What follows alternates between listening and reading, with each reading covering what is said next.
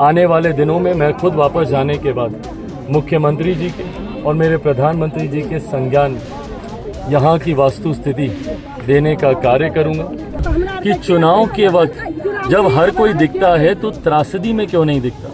मैं राष्ट्रीय पार्टी के नेताओं से भी मैं पूछूंगा, राहुल जी के पास फुर्सत नहीं है एक बार भी बिहार की किसी भी त्रासदी में आकर यहाँ पर ग्रामीणों से मुलाकात कर जाए।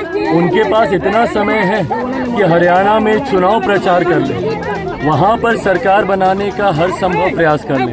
इलाकों का दौरा किया गया है, क्या राहत पहुंचाई है? देखिए, हमारे प्रधानमंत्री आदरणीय नरेंद्र मोदी जी और मुख्यमंत्री नीतीश कुमार जी दोनों सरकारें इस बात को लेकर तत्पर और चिंतित है कि ये जो एक आपदा आई है, जो एक लंबे समय के बाद जिस तरीके से हम लोग के पड़ोसी देश में नेपाल में जिस तरीके से संकट आया और उस संकट का प्रभाव सीधा बिहार में हम लोग को अपने राज्य में देखने को मिला और कई जिलों में इसका असर हम लोग को देखने को मिला। लगभग 12-13 ऐसे जिले हैं कोसी इसके अगल बगल के जो इससे बुरी तरीके से प्रभावित हुए।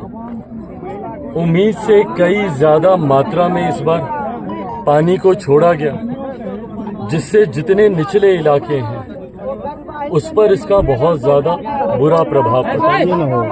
केंद्र सरकार, राज्य सरकार तत्परता से एनडीआरएफ की टीमें हो, एसडीआरएफ की टीमें हो, इस बात को सुनिश्चित कर रही कि सबसे पहले रेस्क्यू, इवैक्यूएशन हो ताकि उसमें किसी तरीके की कोई दुखद घटना हम लोगों को सुनने को ना मिले। पिछले 2 दिन में केंद्रीय गृह राज्य मंत्री आदरणीय नित्यानंद राय जी ने भी एनडीआरएफ के साथ बैठक कर इस बात को सुनिश्चित किया कि रेस्क्यू इवैक्यूएशन में हम लोग किसी तरीके की कोई लापरवाही ना बरतें।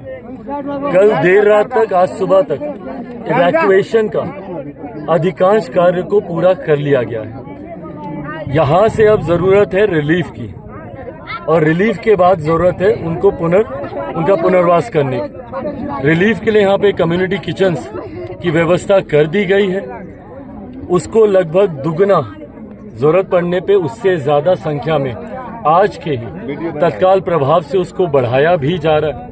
ऐसे इलाकों में जहाँ से ग्रामीण बाहर नहीं आए हैं और वो पीछे वाला एक आइलैंड में तब्दील हो गया है, वहाँ पे सूखा राशन की व्यवस्था भी पहुँचाई जा रही है। धीरे धीरे संतोष की बात यह है कि पानी का स्तर अब घटने लगा है, धीरे धीरे पानी का स्तर नीचे जाने लगा। पर जहाँ एक तरफ ये संतोष की बात है, वहीं यहाँ से कार्य और ज्यादा बढ़ता है। जब पानी नीचे जाता है, जो मलबा, जो कीचड़, अभी हम लोग भी कीचड़ था उसमें हम लोग भी फंसे काफी देर तक। अब धीरे धीरे अब ये समस्याएं आएंगी, जो जानवर हैं जो इसमें जो मर गए हैं उनको लेकर किसी तरीके की कोई बीमारी, महामारी ना फैले, उसको लेकर भी अब और ज्यादा सजगता से स्थानीय प्रशासन इसके ऊपर कार्य करेगी।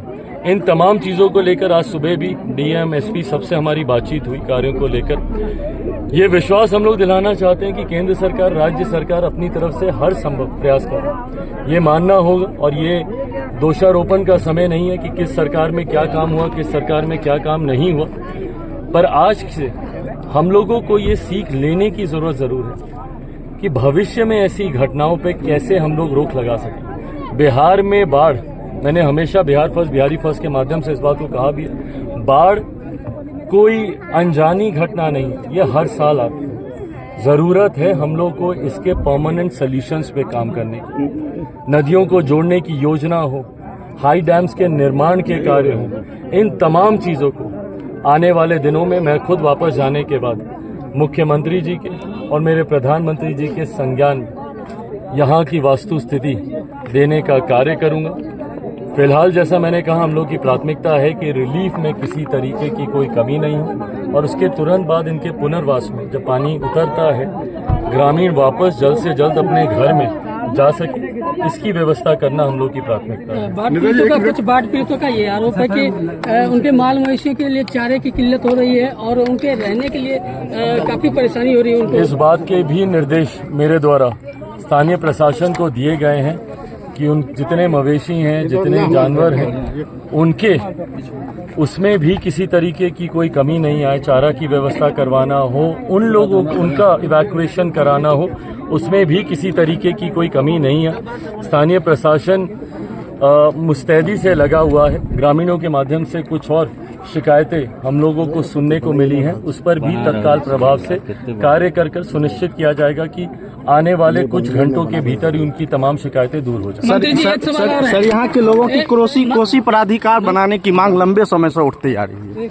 ये तमाम विषय सरकार के संज्ञान में मेरे माध्यम से अधिकृत तौर पर भी दिया जाएगा। आज मेरा आने का कारण ही यही है कि ग्रामीणों की जितनी मांग है, जितनी चिंताएं हैं, उसको अधिकृत तौर पर मैं राज्य सरकार और केंद्र सरकार के समक्ष रखने का। मंत्री जी, एक सवाल और है। आरजेडी वालों ने स्मार्ट मीटर को लेकर महाधरना और विरोध प्रदर्शन कर रहे हैं, इस पर क्या कहेंगे आप? पहले तो ऐसी महामारी के समय जो लोग राजनीति करते हैं, पहले वो बताएं ना वो लोग हैं कहाँ। मैं किसी पे व्यक्तिगत टिप्पणी नहीं कर रहा। हर किसी के व्यक्तिगत कमिटमेंट्स होते हैं। मैं ये नहीं कह रहा कि नेता प्रतिपक्ष क्यों नहीं देश में है, क्यों नहीं इस मुसीबत की घड़ी में अपने लोगों के बीच है। मैं ये सवाल खड़े नहीं कर रहा, पर ये सवाल तो बनता है ना कि चुनाव के वक्त जब हर कोई दिखता है तो त्रासदी में क्यों नहीं दिखता। मैं राष्ट्रीय पार्टी के नेताओं से भी मैं पूछूंगा, राहुल जी के पास फुर्सत नहीं है एक बार भी बिहार की किसी भी त्रासदी में आकर यहाँ पर ग्रामीणों से मुलाकात कर जाए। उनके पास इतना समय है कि हरियाणा में चुनाव प्रचार कर ले, वहाँ पर सरकार बनाने का हर संभव प्रयास कर ले, पर यहाँ पर जिस वक्त लोगों को उनकी जरूरत है, ये लोग आना तक जरूरी नहीं समझते, अपना प्रतिनिधि मंडल तक भेजना जरूरी नहीं समझते। कांग्रेस हो, राजद हो, ये समय नहीं है दलगत राजनीति पे आरोप प्रत्यारोप करने का, पर जो लोग हमसे सवाल पूछते हैं, बदले में बाकी की उंगलियां उनकी तरफ भी उठती हैं।